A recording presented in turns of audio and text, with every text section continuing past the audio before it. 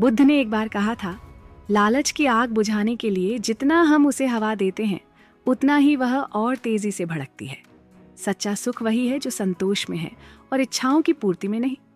बुद्ध की यह शिक्षा हमें इस बात की ओर इशारा करती है कि धन और समृद्धि पाने की अंधी दौड़ कभी समाप्त नहीं होती।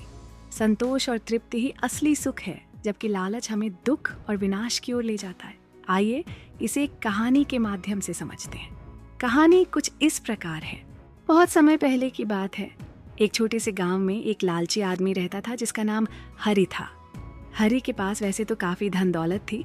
उसके घर में सोने चांदी के सिक्कों से भरे हुए बर्तन थे, अनाज के ढेर उसके आंगन में जमा रहते थे और उसके पास कई खेत भी थे। परंतु उसे कभी संतोष नहीं था। हर रोज जब सूरज ढलता तो वह अपनी दौलत को गिनने बैठ जाता, लेकिन हर सुबह जब वह जागता तो उसकी आंखों में एक नई लालसा झलकती और अधिक धन पाने की लालसा। गांव के लोग उसकी संपन्नता देखकर चकित थे, लेकिन उन्हें भी समझ में आता था कि उसकी आंखों में चैन की कमी थी। हरि के लिए जितनी भी दौलत होती वह हमेशा कम लगती। उसने कई बार अजीबोगरीब तरीकों से और अधिक धन कमाने की कोशिश की, पर उसकी लालसा कभी पूरी नहीं हुई। फिर एक दिन उसके कानों में एक खबर गूंजी जिसने उसकी बेचैनी को और बढ़ा दिया। उसने सुना कि पास के गांव में एक जादुई साधु आए हैं। लोगों की कहानियों के अनुसार वे साधु सामान्य मनुष्यों जैसे नहीं थे। वे कहते थे कि साधु के पास ऐसी शक्तियां थीं जो लोगों को खजाने का रास्ता दिखा सकती थीं। खजाना, यह शब्द हरि के दिमाग में बिजली की तरह कौंधा। उसके अंदर के लालच ने उसे एक नई दिशा दी। हरि ने फौरन एक योजना बनाई। अगर मैं उस साधु की खूब सेवा करूंगा तो वे मुझ पर प्रसन्न होकर मुझे खजाने तक पहुंचाने का गुप्त तरीका जरूर बताएंगे, उसने खुद से कहा। उसके मन में एक जिद पैदा हो गई थी और वह साधु से मिलने का अवसर हाथ से नहीं जाने देना चाहता था। उसने साधु को अपने घर बुलाने का निश्चय किया। हरि ने अपने घर की अच्छे से सफाई की, सबसे उत्तम भोजन तैयार किया और पास के गांव की ओर चल पड़ा। वह साधु से मिला और विनम्रता से उन्हें अपने घर आमंत्रित किया। साधु ने उसकी विनम्रता देखी और उसके घर आने के लिए तैयार हो गए। हरि ने साधु का स्वागत किसी राजा की तरह किया, उन्हें आरामदायक स्थान पर बिठाया, स्वादिष्ट भोजन कराया और उनकी हर आवश्यकता का ध्यान रखा। कई दिनों तक साधु हरि के घर में रहे। हर दिन हरि ने उन्हें अधिक से अधिक प्रसन्न करने का प्रयास किया। उसके मन में एक ही विचार घूम रहा था, मुझे खजाने का रहस्य मिल जाए। साधु उसकी सेवा से प्रसन्न हुए और एक दिन जब वे जाने के लिए तैयार हुए, उन्होंने अपनी पोटली से एक कांच की रेत घड़ी निकाली। रेत घड़ी को हरि के हाथ में देते हुए साधु ने कहा, यह रेत घड़ी तुम्हें उस दिशा में ले जाएगी जहां तुम्हारा खजाना छिपा है, लेकिन इसे सोच समझकर ही इस्तेमाल करना। इसका उपयोग केवल 3 बार कर सकते हो। जब भी तुम्हें धन की आवश्यकता हो तब एक बार इस रेत घड़ी को उलट देना, लेकिन याद रखना इसे चौथी बार मत पलटना। हरि की आंखें उस कांच की रेत घड़ी की चमक में खो गईं। उसकी सांसें तेज हो गईं और उसने मन ही मन सोचा, अब मैं वह सब हासिल कर सकता हूँ जिसका मैं हमेशा सपना देखता था। साधु ने जाते जाते हरि को एक गंभीर नजर से देखा। उनकी आंखों में एक गहरी चिंता झलक रही थी, जैसे वे किसी भयानक भविष्य की छवि देख रहे हों। उन्होंने धीमी लेकिन दृढ़ आवाज में कहा, याद रखना, ये रेत घड़ी तुम्हें उस दिशा में ले जाएगी जहां खजाना छिपा है। इसका उपयोग केवल 3 बार करना। हर बार इसे पलटने से तुम्हें धन मिलेगा। लेकिन उन्होंने एक लंबी सांस ली और एक क्षण के लिए रुक गए, मानो कुछ गंभीर बात बताने के पहले शब्दों को सावधानी से चुन रहे हों। चौथी बार इस रेत घड़ी का उपयोग मत करना। साधु की आवाज में अचानक एक कड़कपन आ गया। यह तुम्हारे लिए अत्यंत विनाशकारी हो सकती है। हरि ने उनकी चेतावनी को ध्यान से सुना, लेकिन उसकी आंखों में चमक और भी बढ़ गई। साधु की बातें उसके लालची मन के लिए एक चुनौती जैसी थीं। उसने सिर हिलाकर सहमति जताई, लेकिन मन ही मन उसकी सोच कुछ और ही थी। इतना बड़ा खजाना सामने हो और मैं चौथी बार रेत घड़ी का उपयोग न करूं, उसने खुद से कहा। साधु ने उसे चेतावनी देने की पूरी कोशिश की, लेकिन हरि के दिल में लालच की आग इतनी भड़क चुकी थी कि वह अपने फैसले से पीछे हटने को तैयार नहीं था। मैं किसी साधारण व्यक्ति की तरह नहीं हूँ, उसने सोचा। मुझे हर बार खजाने की खोज करनी है और चौथी बार का रहस्य भी मैं ही समझूंगा। जैसे ही साधु वहां से गए, हरि ने उस रेत घड़ी को कसकर थाम लिया। उसकी आंखों में एक अनकही जिद और आत्मविश्वास की चमक थी। साधु की चेतावनी उसके लिए सिर्फ एक और बाधा थी जिसे वह पार करना चाहता था। उसकी लालसा इतनी प्रबल हो चुकी थी कि उसे केवल खजाने की चमक दिखाई दे रही थी, न कि साधु के शब्दों की गहराई। पहली बार रेत घड़ी पलटने पर हरि को पूर्व दिशा में चलने का संकेत मिला। उसके मन में एक नई उम्मीद जगी।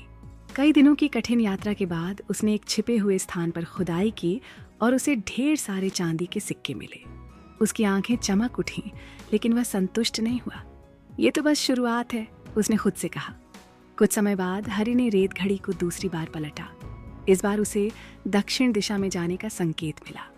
कई मील की यात्रा के बाद एक गहरी और रहस्यमयी गुफा में प्रवेश करते ही उसकी नजरें सोने की चमक पर टिक गईं। गुफा के अंदर सोने की ईंटें और कीमती गहनों का ढेर बिखरा हुआ था। हरि ने उन्हें इकट्ठा किया, लेकिन उसका लालच और बढ़ चुका था। मुझे और चाहिए, उसने मन ही मन सोचा। रेत घड़ी को तीसरी बार पलटने का वक्त आया। अब उसे पश्चिम दिशा में चलने का संकेत मिला। वह जल्दी जल्दी उस दिशा में बढ़ा और अंततः एक छुपे हुए तहखाने में उसे चमचमाते हीरे मिले। उसके लालच की अब कोई सीमा नहीं रही थी। उसकी आंखों में एक अजीब सी पागलपन की झलक थी। 3 बार के प्रयासों ने उसे अद्वितीय खजाने दिए थे, लेकिन वह अब भी संतुष्ट नहीं था। उसके भीतर की भूख लगातार बढ़ रही थी। साधु ने चेतावनी दी थी कि रेत घड़ी का उपयोग 3 बार से अधिक मत करना, लेकिन हरि के मन में अब एक नई बेचैनी और जिद घर कर चुकी थी। उसने चौथी बार रेत घड़ी पलटने का निर्णय लिया। साधु की चेतावनी उसकी यादों में हल्की सी गूंज रही थी, पर उसका लालच इतनी तेजी से बढ़ चुका था कि उसने हर चेतावनी को नजरअंदाज कर दिया। चौथी बार का खजाना सबसे बड़ा होगा, उसने खुद से कहा। इस बार रेत घड़ी ने उसे उत्तर दिशा में जाने का संकेत दिया। हरि अपनी सांसें थामे हुए उस दिशा की ओर बढ़ने लगा। उसकी उम्मीदें चरम पर थीं और कदम तेजी से बढ़ते जा रहे थे। अंततः उसने एक वीरान मैदान में एक भारी पत्थर का दरवाजा देखा। उसका दिल तेजी से धड़कने लगा और उसने कांपते हाथों से दरवाजा खोला। धीरे धीरे वह सीढ़ियों से नीचे उतरने लगा। सीढ़ियों के अंत में वह एक विशाल और सुनसान महल में पहुंचा। महल की दीवारों पर धूल की मोटी परतें जमी थीं और हवा में एक अजीब सी ठंडक और सन्नाटा पसरा हुआ था। जैसे ही उसने अंदर कदम रखा, एक रहस्यमयी घंटी की गूंज उसके कानों में सुनाई दी। यह आवाज गूंजती हुई हर दिशा से आ रही थी, मानो कोई उसे वहां से जाने की चेतावनी दे रहा हो। महल के अंधेरे कोनों में हरि की नजरें खजाने की खोज में भटकने लगी, लेकिन वहां कोई खजाना नहीं था, केवल एक असीमित और गहरा सन्नाटा। हरि का दिल तेजी से धड़कने लगा। वह सावधानी से उस गूंज की ओर बढ़ने लगा, मानो वह किसी अदृश्य ताकत से खींचा जा रहा हो। उसके हर कदम के साथ घंटी की आवाज और तेज होती गई और महल का वातावरण और भी रहस्यमय होता गया। हरि कुछ क्षणों के लिए ठिठक गया। उसके मन में कई सवाल उठने लगे, लेकिन लालच ने उसे आगे बढ़ने पर मजबूर कर दिया। इतना बड़ा महल और खजाने की कोई निशानी नहीं, उसने मन ही मन सोचा। लेकिन घंटी की आवाज में उसे एक रहस्य की आहट सुनाई दी जो उसके कदमों को थामने नहीं दे रही थी। हरि ने धड़कते दिल के साथ चारों ओर निगाह दौड़ाई। तभी उसे एक अंधेरे कोने में हल्की सी चमक दिखाई दी जो उसे अपनी ओर खींच रही थी। महल के मध्य में एक बूढ़ा आदमी लगातार घंटी बजा रहा था। बूढ़े आदमी की आंखों में एक अनकही कहानी थी, मानो वह सदियों से इस रहस्य का हिस्सा हो। हरि की नजरें बूढ़े आदमी पर टिकी जो लगातार घंटी बजा रहा था। बूढ़े के हाथ थरथरा रहे थे, उसकी आंखों में थकावट साफ झलक रही थी, लेकिन उसने घंटी बजाना नहीं छोड़ा। हरि की निगाहें महल के चारों ओर बिखरे खजाने पर जा टिकी। चमचमाते हीरे, सोने के सिक्के और अनमोल जवाहरात। उसका लालच और बढ़ गया और उसने बूढ़े से सवाल किया, इतना खजाना यहाँ पड़ा है, तुम इस घंटी को क्यों बजा रहे हो? इसे छोड़ दो और खजाना समेट लो। बूढ़े आदमी ने गहरी सांस लेते हुए कहा, यह घंटी साधारण नहीं है। जब इसे बजाया जाता है तो खजाना और बढ़ता है, लेकिन इसे बजाना आसान नहीं है। उसने अपनी आंखों में एक अजीब चमक के साथ हरि की ओर देखा, जैसे वह एक गहरा रहस्य छिपा रहा हो। बूढ़े की अस्पष्ट बातों ने हरि को और भी जिज्ञासु बना दिया। उसने सोचा, यह बूढ़ा जरूर कुछ छिपा रहा है, इस घंटी में जरूर कोई बड़ा रहस्य है।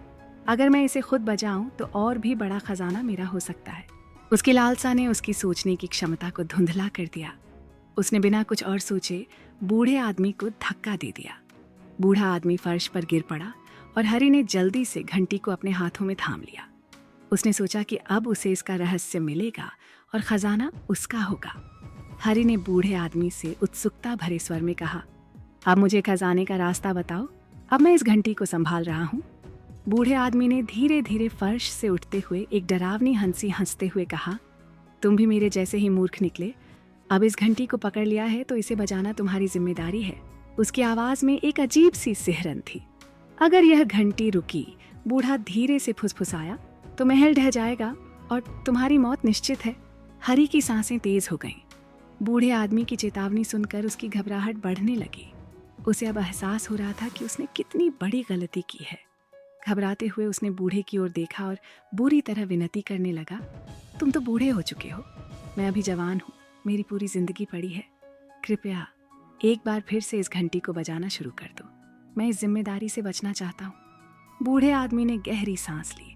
उसकी आंखों में थकावट और संताप का साया था।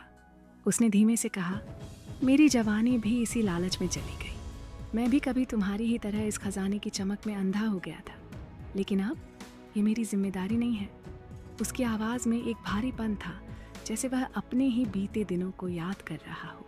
बूढ़ा एक पल के लिए चुप हो गया और फिर एक ठंडी हंसी के साथ बोला, तुम भगवान से यही प्रार्थना करो कि तुम्हारी तरह कोई और लालची इंसान यहाँ आ जाए, क्योंकि जब तक इस दुनिया में लालच है, यह खजाना हमेशा किसी न किसी को फंसाता रहेगा। हरि उसकी बातों से समझ नहीं पाया कि क्या बूढ़ा उसकी मदद करना चाहता है या उसे चेतावनी दे रहा है। हरि की आंखों में आंसू थे, लेकिन बूढ़ा अब पूरी तरह से निश्चय कर चुका था। वह धीरे धीरे महल की ओर बढ़ा और अंततः उसकी परछाई अंधेरे में खो गई। हरि अब अकेला रह गया था। उसकी उंगलियां अनजाने भय और पछतावे में घंटी को पकड़कर कांप रही थीं। हरि अब उस जादुई घंटी को लगातार बजाने के लिए मजबूर था। उसकी जिंदगी वहीं थम गई। महल में चारों ओर बिखरे अनगिनत खजाने की चमक उसकी आंखों में चमकती थी, लेकिन उसका कोई महत्व नहीं रह गया था। उसने महसूस किया कि उसका लालच ही उसका सबसे बड़ा दुश्मन बन गया है। लालच इंसान को उसकी ही कमजोरियों के जाल में फंसा देता है। हरि की कहानी हमें यह सिखाती है कि जो हमारे पास है उसमें संतोष करना ही सच्चा सुख है। अगर हम अपने लालच को नियंत्रित नहीं कर पाए तो वह हमें विनाश के मार्ग पर ले जाता है। लालच का अंत हमेशा विनाशकारी होता है। जो इंसान समय रहते नहीं समझता, उसे कभी न खत्म होने वाले पछतावे का सामना करना पड़ता है।